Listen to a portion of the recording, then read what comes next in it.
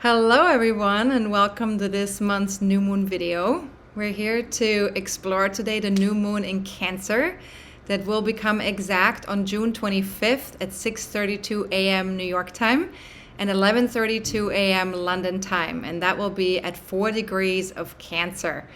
Now, before we jump in, I want to share that I'm now offering a free monthly live stream on Soulivity Live community platform called the Star Hour. And our next one will be on June 28th at 12:30 p.m. New York time. And you're certainly invited to come join us. Bring your questions and feel free to invite friends and family who are curious about astrology. And we'll explore current astrological events together, share experiences with the shifting energies that are especially potent right now in 2025, 2026. And we'll talk about how to use astrology as a compassionate, supportive tool for growth. So if that resonates, if you know anybody who this might be of interest to, please feel free to invite them. Let's make evolving feel less scary and more empowering. And of course, sharing is caring, so spread the word. And RSVP, there will be a link below this video. Now, let's get back to this new moon. This new moon is kind of special because it's the first new moon in 23 years that aligns that closely with Jupiter in Cancer. And the last time we had this kind of conjunction was in July of 2002. So yes, 23 years, long time. Now, Jupiter's alignment brings a whole new flavor to this new moon. And so there are several key aspects we'll also want to unpack today because Jupiter is a part of that new moon energy and that new moon flavor. There will be a square to the Saturn and Neptune alignment in Aries, a quincunx to Pluto in Aquarius, with Pluto as the focal point of a Yod-aspect, and a sextile to Mars in Virgo. And there's additional aspects that I'll touch on very briefly as well, including Mercury, Pluto, Uranus, Venus, moon nodes, and so on and so forth. So much going on. And we'll tap into all of that in a moment. So if you're not an expert astrologer yet, don't worry. We'll talk about all of it in detail so you'll know what all of this means. Now, the Cancer archetype. Let's talk about this first. What is Cancer all about? What is that energy all about? It's the first water sign of the zodiac. And the new moon in Cancer invites us to connect deeply with our emotional body. It's where we learn how to soothe, how to be soothed. It's a yin receptive energy. Cancer represents what births, what nurtures, and protects life. And so, of course, it's also connected with the mother archetype. It's connected with the inner baby archetype.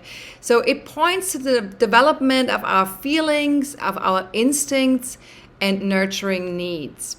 And this is a moon cycle that asks us to honor our inner world and take care of ourselves emotionally. And yes, our inner baby. Take care of our inner baby. And by the way, we all have one. No matter what gender you are, everybody has an inner baby. You might just not be in touch with it.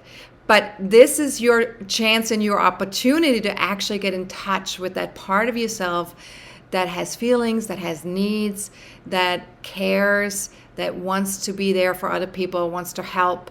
And so just ask yourself, what might open up if I became 5% more interested in feelings? Period. Feelings, my own or other people's feelings.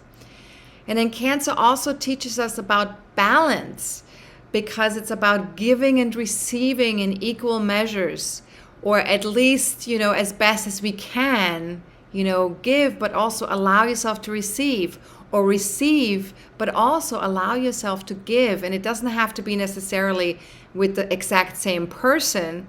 But there is a need to have this flow, this giving and receiving flow on a physical and emotional level. Now, too much giving can leave us feel depleted. I think we can all agree to that. While too much taking can isolate us because people don't necessarily want to be around people who just want to take. Now, we are invited to find that sweet spot of mutual nourishment. And so ask yourself, what if I brought 5% more mindfulness to my inner narrative when experiencing emotions. And if you want to read a little bit more about the Cancer energy, feel free to read my New Moon in Cancer article on my website at AstrologerCoach.com. It's available to all my members for free, and the first part of the article is available to everybody. But you can also get the first month of my membership for free, so you can read the whole article if you'd like to, work with the coaching questions. Now, New Moon and Jupiter, let's talk about that part. I already mentioned that. Again, the new moon is unique because it's the first in 23 years that aligns with Jupiter in Cancer. Now, Jupiter expands whatever it touches. So this brings heightened focus on our home, on our family, emotional well-being. And this is a time of growth, but also of asking, how can we create more quality, more safety and meaning in all of these areas of our lives?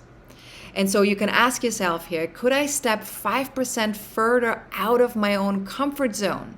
How would that feel if I did that? Just 5%. And what might promoting emotional health and caring do for me? What would that look like, and what would it do for me? Now imagine feeling safe at all times, no matter what. Just know that you're safe at all times. Imagine feeling that.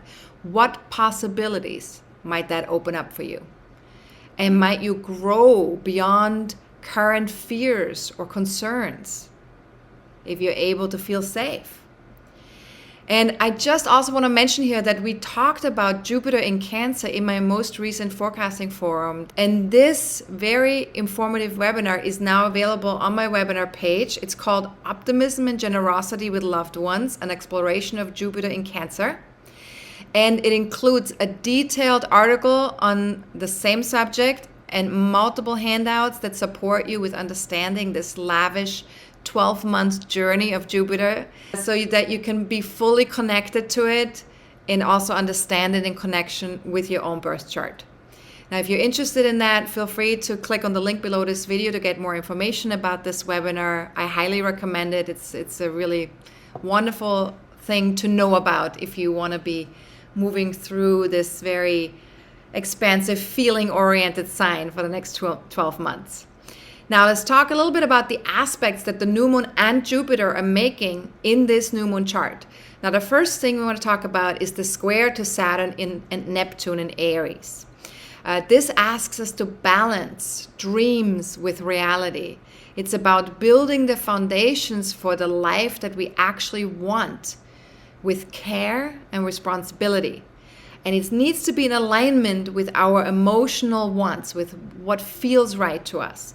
So as best as you can, take a look at what's holding you back right now. Are there any old fears or beliefs that are no longer keeping you on your intended course? And then ask yourself, what needs to shift first before I can take the next step? Jupiter sometimes wants to go big right away, but Saturn says not so fast, right? So what needs to shift first before we can take the next step? And then we're also invited here to examine our emotional conditioning, messages that we've received from family, from the culture we grew up in, our past experiences that may have limited us.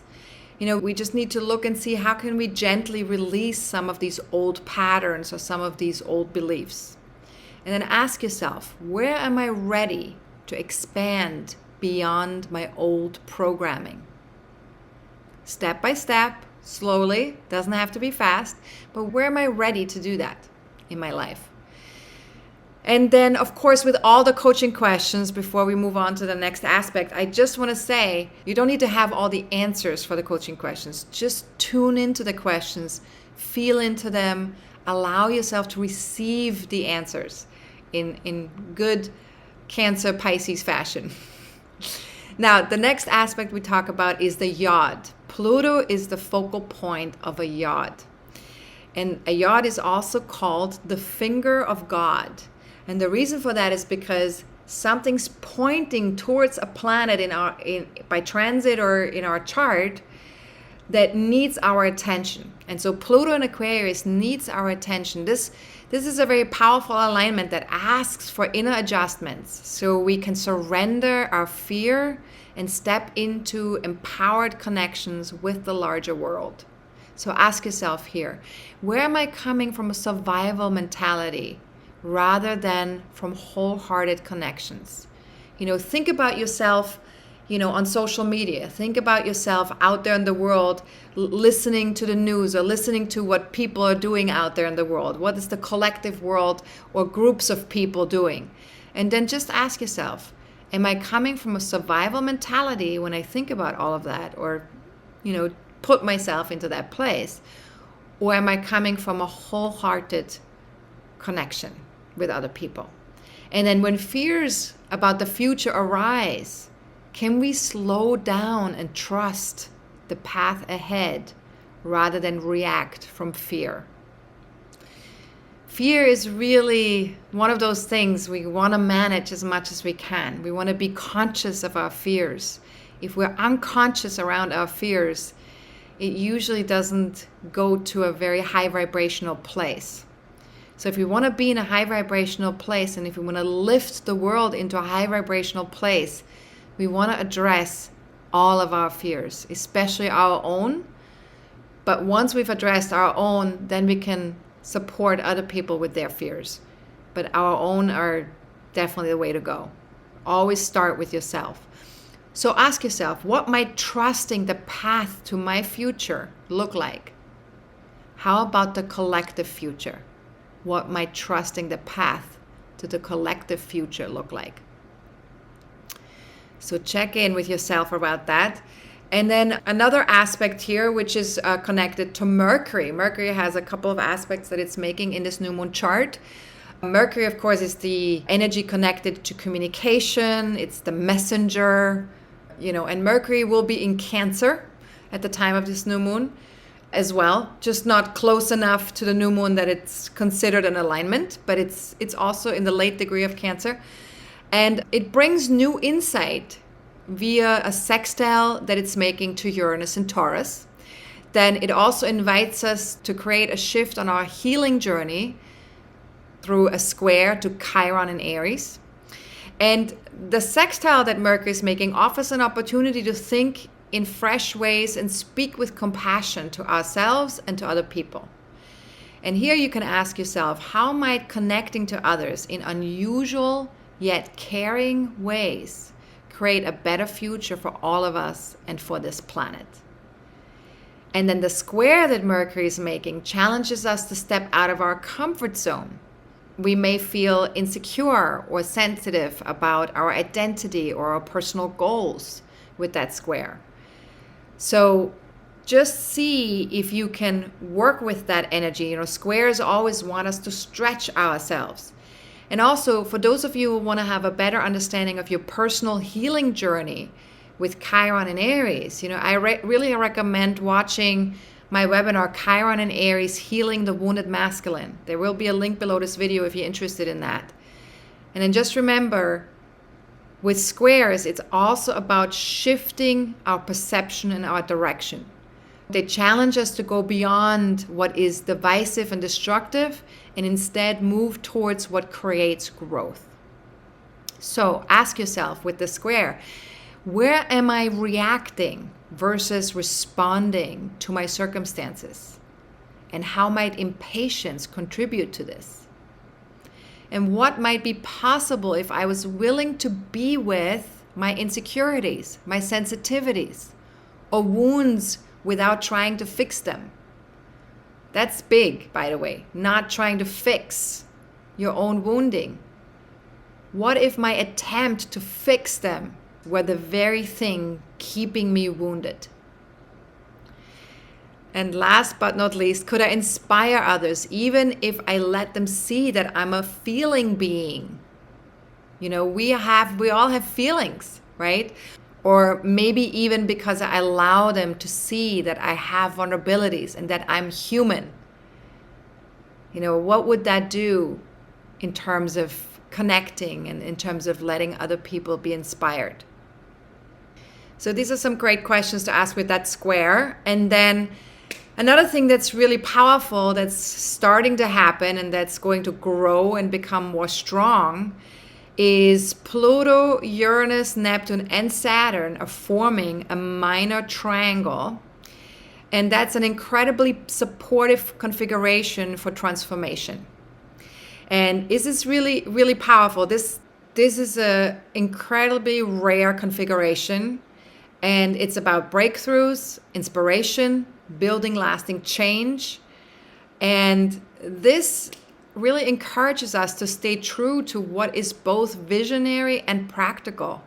And we will dig deeper into this aspect at the time of the full moon for our next video on July 9th. And after Uranus has already moved into Gemini, which will be on July 7th, that configuration will become even more powerful because then it becomes exact. So I will also have an online event where we talk about Uranus and Gemini and this particular minor triangle on the day of the full moon. So feel free to join us and get all the exciting details about Uranus's eventful 7-year journey. And then this webinar is titled Sudden Insights and Breakthroughs, an Exploration of Uranus and Gemini. And there will be a, again, link below this video for you guys. And then let's talk about the last aspect that I want to mention, which is Venus is making a beautiful supportive aspect to the South Node in Virgo. And that is helping us discern what supports our physical well-being right now. And it is about simplifying, organizing, and aligning with abundance through mindful choices. So ask yourself, how might being 5% more mindful of my physical well-being help me achieve a life of abundance? Because if we're not taking care of our physical well-being, then how can we be abundant? Physical well-being, mental well-being, emotional well-being. I mean, these are all important parts of what makes us happy in the world. Now, let's sum it all up for this new moon. This new moon reminds us that true success comes from caring for both our emotional and physical selves. It's about connecting to what resonates, what empowers, and what unites us, rather than what divides us. So ask yourself, if I had to choose, would I rather feel safe or grow as an individual? What if I could have both? And what might that look like? Now, as we move into this new cycle, we may nurture ourselves deeply, honor our feeling body, and follow our inner compass. Now more than ever, the world does need those who know how to take care of themselves and radiate that care outwards. So, as always, the new moon is the best time to set intentions. The ideal window for this new moon to set intentions will be between 6:32 a.m. on June 25th and 1:16 a.m. on June 27th. And then again, 49 minutes later, between 2:05 a.m. and 6:32 a.m. on June 27th. So look at these windows. All of those are in Eastern Daylight Savings Time, New York time. If you need any reminders, I post them on my social media. There will be a reminder on Facebook, on Instagram, on Threads, on Blue Sky, on Twitter, whatever is your jam. I'll have some reminders on June 25th, 26th, and 27th. I will also have my links to those social media networks below this video. And then if you want to also check out my New Moon Intentions Setting Guide, how to do that, there's an article on my website. I have a link for that below the video as well. Now, if you have personal planets or points between 2 to 6 degrees of Cancer, Capricorn, Aries, or Libra, you're most likely going to feel this new moon energy more strongly. But even if you don't have planets or points within those degrees or signs, check to see where does 4 degrees of Cancer land in your birth chart. I also have a video that you can watch that can help you with figuring this out if you're completely new to astrology. And that video is called How to Read My Birth Chart. It's for free on my website. On the homepage, just scroll down to where it says free class. You can click on that and sign up for that video. Now, if you found value here, give this video a like, subscribe, hit the bell for notifications. Thank you so much for tuning in. If you want to dive deeper, check out my webinar on Jupiter in Cancer. Consider joining us on June 28th for the next Star Hour, or on the day of the full moon for our special event on Uranus in Gemini. All of that's available. Feel free to choose whatever works best for you. Take good care of your emotional and physical body, and hopefully this new moon cycle brings you a deeper connection to yourself and all those people in your life that you love. All right. Much love to all of you. I'm astrologer coach Sonja Francis. Goodbye.